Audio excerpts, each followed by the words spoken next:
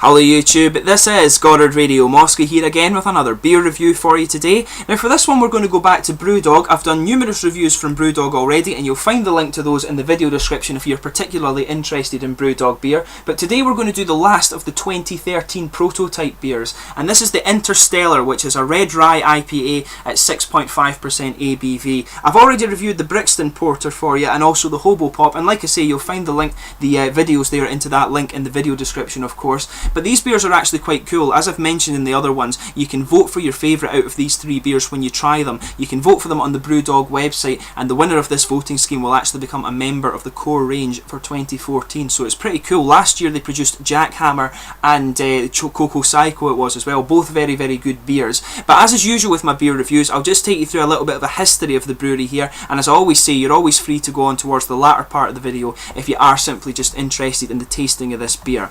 But Brewdog were founded back in 2007 by James Watt and Martin Dickey, both of whom were only 24 years old at the time, and their first brewery was at the Keswick Industrial Estate in Fraserburgh in the very northeast of Scotland. I always describe the country as looking a bit like a monster's head, just for those of you watching outside of Scotland, and Fraserburgh is right on the tip of the nose of the monster, if you like. But this brewery are very well known. They've actually put Scottish craft beer on the map in many recent years. They're only 7 years old, and these guys have been responsible for a lot of the export of Scottish beer in recent years. But they're very well known for being an experimental brewery, a whole host of different hops, many different malt varieties of course, and even some random ingredients like cloudberries, lingonberries, blueberries, and all of this sort of thing goes into their beer. So a very cool brewery to try some beer from. If you haven't already, check Brewdog out. I don't know where you would have been if you're a craft beer lover and you haven't tried some of these guys. But they're actually very well known for producing a lot of strong beers as well, and in 2008 there was a bit of a media storm surrounding the company with the Tokyo beer. Now this is an 18.2% imperial stout, and many in the Scottish media branded the pair as irresponsible for producing such a beer with such a high strength in a 330 bottle like this, but they didn't care. They kept on brewing anyway, and this is a really beautiful beer actually, so I look forward to reviewing that for you at a later date. I do have one, but it's staying until after a return from Germany. But they're actually well known for having competed quite a lot to hold the title of World's Strongest Beer, and for this they've actually produced the 32% Tactical Nuclear Penguin, the 41% Sink the Bismarck, and the 55% End of History. These three have been produced largely due to the competition from Schorschbrau in Germany for this title, but both of these breweries have actually been beaten hands down by another Scottish brewery, Brewmeister in Keith, who've produced Armageddon, which is 65%, and also Snake Venom, which is 67.5%. I think it's probably very unlikely that these beers are going to be beaten anytime soon, of course. But these are really cool beers. I really hope to try some of these for you at some stage. I think you can still get the Tactical Nuclear Penguin. But the brewery are also well known for letting their fans buy into the brewery. They've had 3 Equity for Punk scheme where their fans can become shareholders in the brewery. The first of this was in 2009, I believe, and that helped the company grow by 200% during a recession. There was the second one, which I think was 2011, and this helped them fund their brand new brewery that they have down in Ellon, which is closer to the city of Aberdeen. I believe it was very late 2012, early 2013 when they moved to this facility. They have a visitor centre now, which you can go and visit of course, and they've just closed the third round of this Equity for Punk scheme, which made them take £14 million into the company and introduced thousands of new shareholders. So very cool in that way, and you will see a big expansion in that facility at Ellon of course, but they won't brew in bigger batches. They'll just be brewing a whole host of little more smaller batches basically. They'll just increase the capacity of the brewery in that way. So you might even see an expansion in the core range in the next few years of course, which would be very cool. They're also known for having had their brew pubs for a long time. Their first one opened in 2010 in Aberdeen, and this was followed by new sites in 2011 with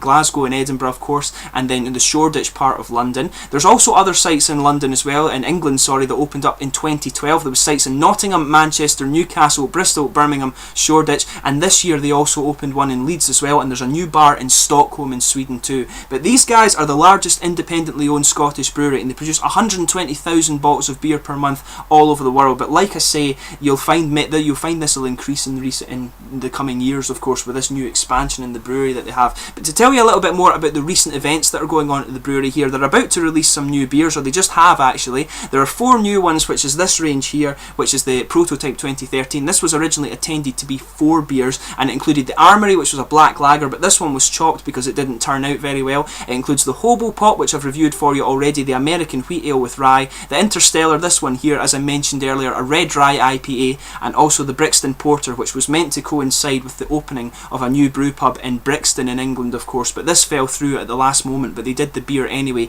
and it included in this experimental range here. And they're also going to introduce a salt caramel caramel popcorn beer, and they've actually recently released their 2 Christmas beers as well, which were Santa Paws, a Scotch ale, and Hoppy Christmas, which is a Simcoe IPA, but I believe these have both sold out now, so if you manage to get a hold of some of these or see them, buy them up, because you won't be able to get them again probably until next year if you like. But they're also planning to open up some new international locations for their brew pubs. This includes Sao Paulo in Brazil, Tokyo in Japan, Berlin in Germany, Rome and Florence in Italy. They've all been confirmed, and there are also sites being looked at in Brussels in Belgium, Paris in France, Barcelona in Spain, and also a number of sites in the US, of course, and I think some Canadian provinces as well. And they very recently released a new beer called Moshi Moshi 15, which was released to celebrate the 15th birthday of Moshi Moshi Records. And this one is a 5.2% pale ale with a nice biscuity and caramel malt base, and it uses Columbus and Centennial hops. So I'll need to see if I can get a hold of that one for you and keep it for when I return from Germany and review it for you. Funnily as well, there was also a fake Brewdog bar opened up in China, and James, I think it was James Watt, wrote an open letter to the owners of this brewery, and they basically just said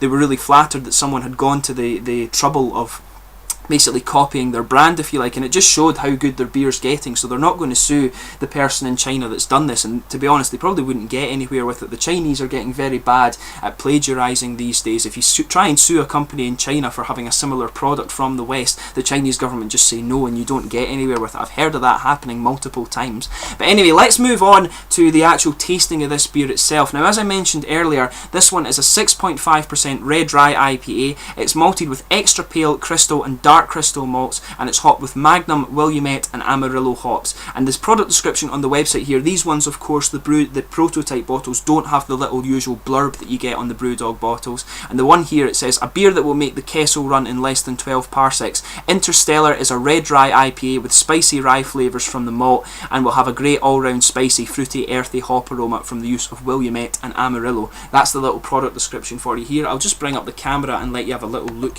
at the bottle here. As I mentioned, these bottles are slightly different from the usual Brewdog ones. They've got the similar sort of chalky painted on style, if you like. I always thought it was broken glass, but here on these ones it looks a bit more like a sort of chalky drawing, if you like. And this is the standard thing for the prototype beers. Obviously you just change the year, and it has the standard Blue Dog cap on it here. But let's get this guy out and actually get on with the tasting here. As I mentioned, I'm quite looking forward to trying this one, and this is the last of the Brewdog 2013 prototype range. So there we are, a bit of smoke on the opening here, and let's just get this guy poured and see how we get on. Really nice coppery colour as I'm pouring this one out here for you. Let's sugar up the last little bit and get a nice head on this guy. As you can see, a nice sort of finger's worth of head there, I would say, with this one. Really attractive looking beer, actually. It's a very nice sort of coppery colour, actually, I would describe this. I'll bring the light over it and let you see that, but a really nice sort of deep coppery amber colour, I would say, with this one. And as I say, a really nice sort of head there. This is an off-white head, actually, I would describe this one at, but there's some bigger bubbles in here as well. There is a lot of little bubbles, not a lot, there are some big, small bubbles visible coming up towards the bottom of the head there, so hopefully this one will have a nice sort of crisp taste to it, but we'll see. A nice off-head beer. This one is actually a really attractive looking beer, I have to say. I'll just move the light back out the way there, but let's give this guy a smell and see how we get on. Typical Brewdog smell here, a nice blast of pine resin there, with a nice bit of brown sugar aroma from the malts, and you can actually smell some of the spice character in here from the rye. But there's a good bit of fruit in there, as you would expect. It's a kind of citrusy and a grapefruit smell. This is a nice smelling beer, this one. It has that typical Brewdog fruity potency that you have with their kind of hop forward beers, if you like. A really, really nice smell here. Just take this in if you get the chance to try this one, of course. Just as I always say with the Brewdog beers, just enjoy the aroma for a little bit before you actually taste it. But it's a really attractive smell, this one. As I mentioned, a lot of pine resin, a little bit of spice from the rye, of course, and you've got the nice brown sugar backbone there, and the nice grapefruit and citrus. But let's give this guy a taste and see how we get on.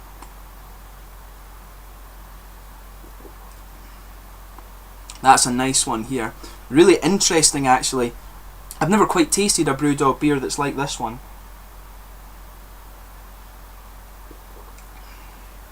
But yeah, on the opening, you're getting the nice fruity pine flavours up front from the hops, and this is giving way to the more malty base in the middle. There's a load of caramel in the middle of that, and it's quite loaded with spice, which is unusual, of course, but this is what you would expect with there being rye in the beer. But it's very unusual, actually. I've not tried a beer that has this sort of malty feel to it. As I say, you're opening up with that nice fruity, grapefruity pine flavour up front from the hops, and it's giving way to that nice spicy caramel malt base in the middle here with there's a bit of bready character in there as well. This has got a really nice malty feel in the middle of it.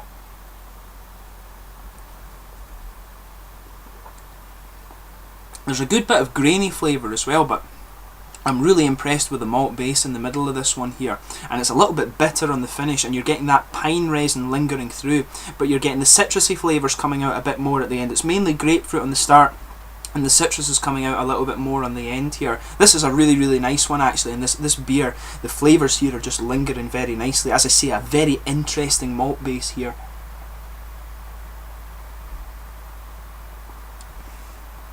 This is a really good one actually, I have to say. Very nice beer, and I've never tried a Brewdog one that quite has this sort of nice, well, a lot of Brewdog beers have a nice malty base, but this one is just a little bit unique here. This is a really nice beer. I think this one should be the winner of the Prototype Challenge in 2013. But yeah, beautiful. Opening up with a nice piney grapefruit flavour there at the start, and it's giving way to a nice sort of malty base that has caramel and spice and a good bit of bready character as well. Then at the end you're getting that pine resin just lingering all the way through with a nice hoppy bitterness, and the citrus flavours coming out a little bit more, and that flavour lingers really, really nicely there.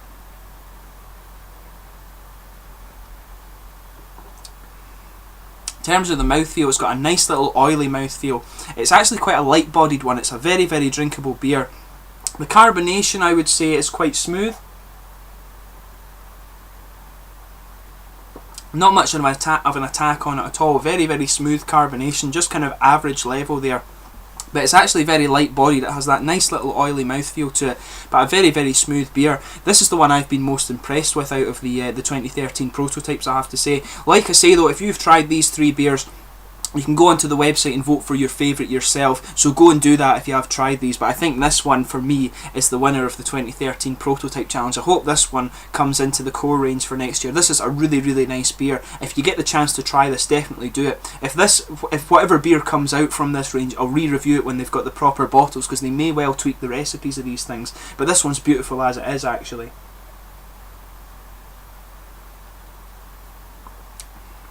But yeah, this is a really, really nice beer, and I say definitely give this one a try, and indeed the other prototypes, and see what you think of them if you get the chance. But I hope you found this beer review informative. I've really enjoyed this one. I hope this one is the one that wins the voting stage, of course, here. But thanks again for watching my beer reviews. If you've tried these beers yourself, please let me know in the comments section your own thoughts on them. As I mentioned, some really nice beers can come out of here. Cocoa Psycho and Jackhammer last year, and of course hopefully this one this year, in my opinion. But let me know in the comment section your own thoughts on these beer. Go to Brewdog's Brewery website and actually have a vote on these things if you've tried them. But thanks again for watching my beer reviews. If you haven't already, please consider subscribing. Your support is always much appreciated. But thanks again for watching. Please like, subscribe, share, all the usual YouTube stuff. I'll catch you soon with another beer review. You've been watching Goddard Radio Moscow. Cheers.